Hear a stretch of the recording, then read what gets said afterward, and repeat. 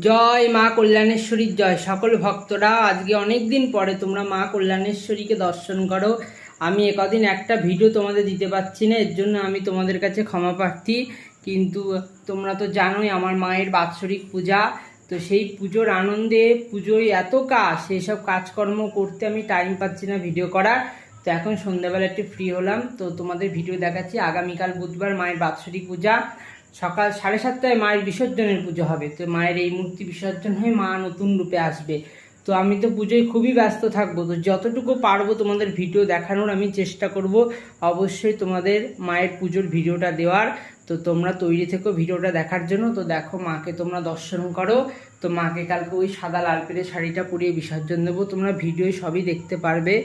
তো দেখো মায়ের বাসন কুসন সব বেরিয়ে গেছে, সব কালকে মাজতে হবে সকালবেলা। তো জয় মা কল্যাণেশ্বরী জয়। সকল ভক্তরা ভালো থেকো, সুস্থ থেকো।